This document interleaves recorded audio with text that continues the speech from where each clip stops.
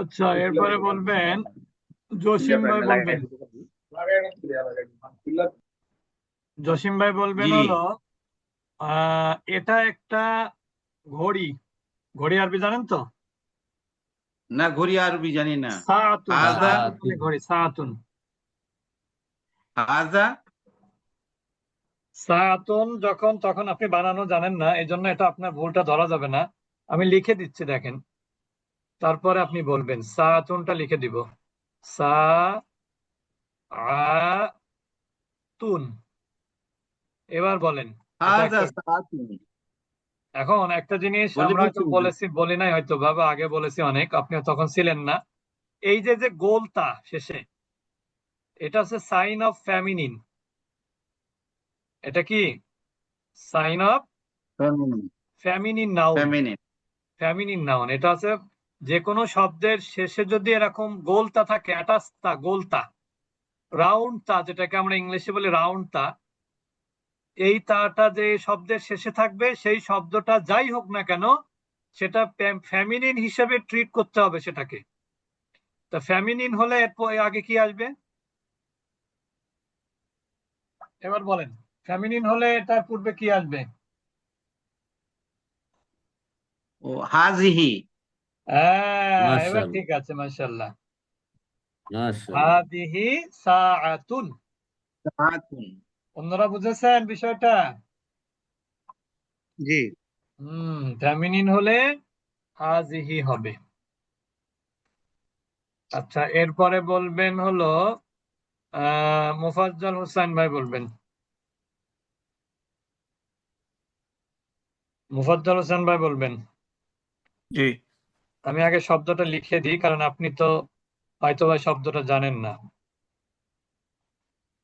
সাজা রতুন। সাজা রতুন মানে হচ্ছে ট্রি বা গাছ। গাছ। গাছ গাছ তাহলে সাজারাতুন। ওইটা ওইটা একটা জিয়া। গাছ। আরবি কি হবে? হ্যাঁ। এটা কি ফেমিনিনে স- পড়ে? আপনার এই তিলকা মাত্র সজারাতুন। এই যে ওই যে তা আছে না গোলতা শেষে, তিলকা সাজারাতুন, মাশাআল্লাহ। তিলকা সজারাতুন। তিলকা মাশাআল্লাহ। সাজারাতুন ওইটা একটা গাছ। আচ্ছা, এরপরে বলবো হলো শব্দটা আগে লিখতে হবে, তারপরে বলতে হবে।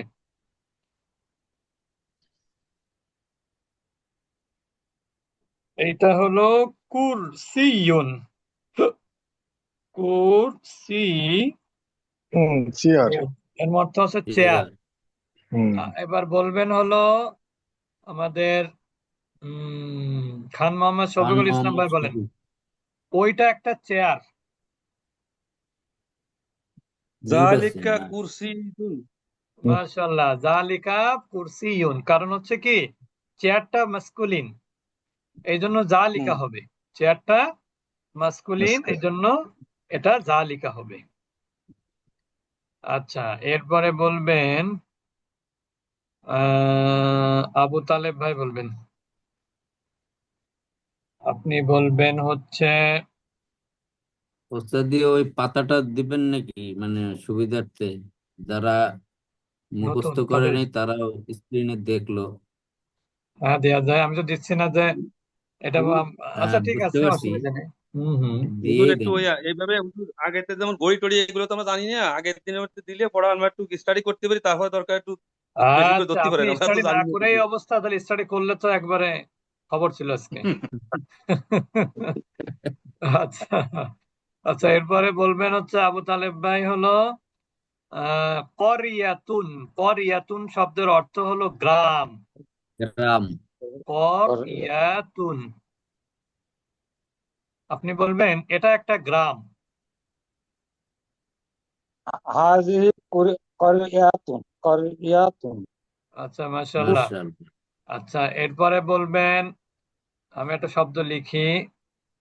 এটাই ধরেন ওইটা হুম মাদিনাতুন।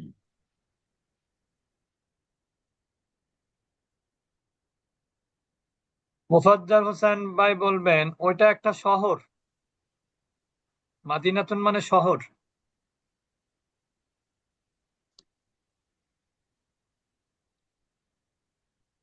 ওটা একটা শহর। আহ, ওটা একটা শহর, তাহলে এটা হবে হুজুর তিলকা মাদিনাতুন। মাশাআল্লাহ। মাশাআল্লাহ। আচ্ছা, এরপর আমরা একটু কঠিনের দিকে যাচ্ছি, খেয়াল করব সবাই। এরপরে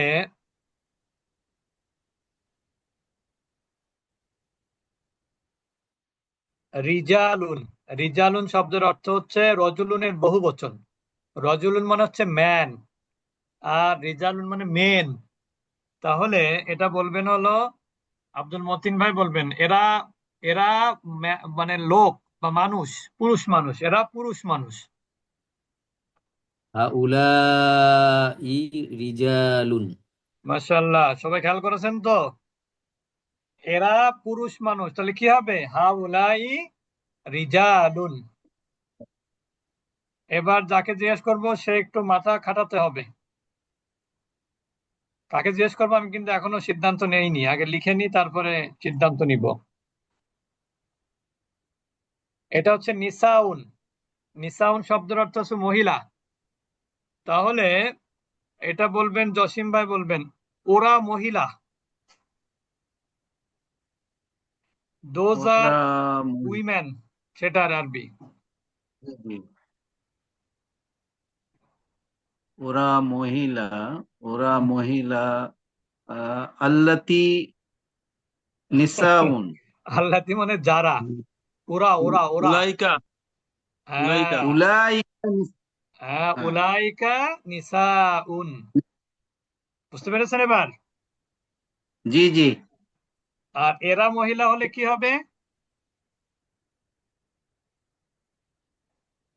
এরা মহিলা হলে কি হবে এটা বলবেন হলো রবিউল আওয়াল ভাই। আল্লাতি নিসাউন। আল্লাতি কেন? এরা এরা হাউলাই, আল্লাজি। হাউলাই। হাউলাই নিসাউন। কি হবে? হাউলাই নিসাউন। তার মানে বুঝলেন তো হুজুর এবার আমার যে, হ্যাঁ আচ্ছা হুজুর আমার একটা প্রশ্ন আছে এখানে একটা। বলেন। এই এই পুরুষ বা মহিলা যখন বহুবচন, এখানে কি একই একই শব্দ? হ্যাঁ, পুরুষ মহিলার ক্ষেত্রে একই হবে। অর্থাৎ বহুবচনে সবসময় পুরুষ মহিলা এক এক সেম? একই হবে, অর্থাৎ এরা বলতে গেলে পুরুষ হোক মহিলা হোক একই হাউলাই হবে, আর ওরা বললে উলাইকা হবে, সেটা পুরুষ হোক আর মহিলা হোক। আচ্ছা, ওকে ওকে, ঠিক আর আছে। আল্লাজি আল্লাতি এগুলোর ব্যবহার এখনো আমরা প্রশ্ন করি না, কারণ এই প্রশ্নটা আজকে করা যাবে না। আপনারা আজকে যতটুকু শিখেছেন মাশাআল্লাহ ভালোই শিখেছেন, এইটা ধরে রাখতে হবে। ওকে। আর আল্লাজিটা হচ্ছে, এটা হলো এই একজন মতিন ভাই এনারে অ্যাডমিট করেন না এই কইরা মেসেজ। ফেলছি তুমি। আচ্ছা আচ্ছা, তা আমি তো এখানে কইরা ফেলছি। আল্লাজি এবং আল্লাতি, আল্লাজিন আর আল্লাজিন, তিন আল্লাওয়াতি, এগুলো আজকে শেখা যাবে না, কারণ এগুলো হচ্ছে রিলেটিভ প্রোনাউন। রিলেটিভ প্রোনাউন কোনগুলো? যেমন আপনি বললেন he told me not to go there, he ordered me not to go there. He told me, হ্যাঁ, আমাকে বলেছিল যে আমি কি না করি, আমি যেন না যাই। হ্যাঁ, তো এই যে যে বিষয়গুলো, এইগুলো হচ্ছে দ্যাট, মাঝখানে হি টোল্ড মি দ্যাট। তারপরে এরকম আছে না, হু ইজ, মানে the man who came here is my brother. The man who came here, এই যে হু, এই হুটা হচ্ছে রিলেটিভ প্রোনাউন। এইগুলো হচ্ছে আল্লাজি আল্লাতি এই ক্ষেত্রে ব্যবহার হয়। ওইটার জন্য আরেকটু আমাদের সময় নিতে হবে। আমরা হাজা, জালিকা, তিলকা, উলাইকা এইগুলোর ব্যবহারটা যখন একেবারে খুব ভালো হয়ে যাবে, ইজি হয়ে যাবে, তখন আমরা ওইদিকে যাবো ইনশাল্লাহ। তো আমরা নিশ্চয়ই ইনশাআল্লাহ। বুঝতে পেরেছি যে হাজা কোথায় ব্যবহার হয়, হাজি কোথায় ব্যবহার হয়, জালিকা কোথায় হয়, তিলকা কোথায় হয়, হা উলাই কোথায় হয়, উলাইকা কোথায় হয়। এই ছয়টার ব্যবহারটা একেবারে পানির মতন হতে হবে।